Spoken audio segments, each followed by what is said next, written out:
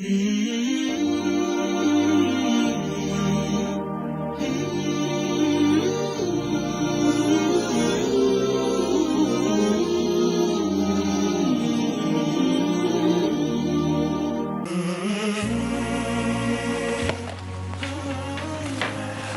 عليكم. وعليكم السلام. هلا اخوي، شلونك؟ كيف الحال اخوي؟ طيب، الله يعطيك يسلمك. العافيه. الله يعافيك. ممكن اقابل ابو محمد؟ اي مو مشكله، بس منو معاي؟ قول له ابو عدنان. ان شاء الله. الو، ابو عدنان برا. اي ان شاء الله. اوكي، تفضل اخوي. تسلم اخوي. الله يسلمك.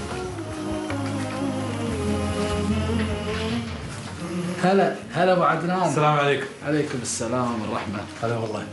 هلا ابو محمد. شلونك؟ الله عساك يحييك. طيب. الله يسلمك. استريح. تسلم. حي الله ابو عدنان، صراحه من زمان كان ودي اقابلك. بصراحه يا ابو محمد انا اللي كنت اتمنى اني اقابلك بظروف احسن من هالوقت. امرني يا ابو عدنان. ما مر عليك عدو. بصراحه يا ابو محمد انا خجلان منك.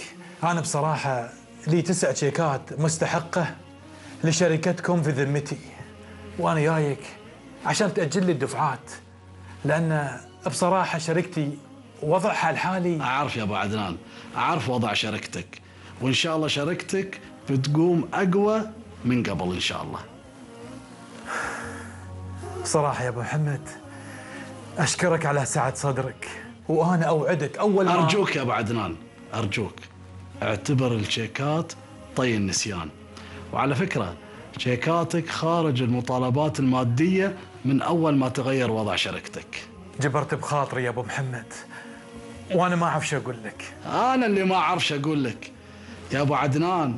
الوضع اللي انا فيه الحين ومجموعه الشركات هذه، الفضل بعد الله سبحانه وتعالى يعود المن حق من؟ لك انت. لي انا؟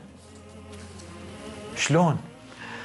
تتذكر يا ابو عدنان قبل 15 سنه تقريبا انت رسيت مناقصه على شركه صغيره حتى ما تعرف هالشركه حق منو، وكان المبرر اللي للحين عالق في بالي انها جبر خاطر.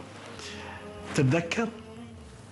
بصراحه يعني انا خانتني الذاكره، ما اتذكر.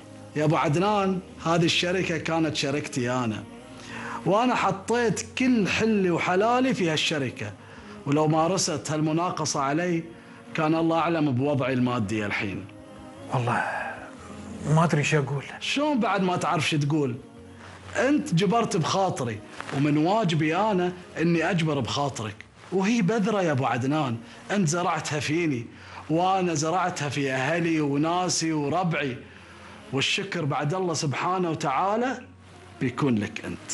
يا الله، وانا اشكرك يا ابو محمد واقول لك جزاك الله خير.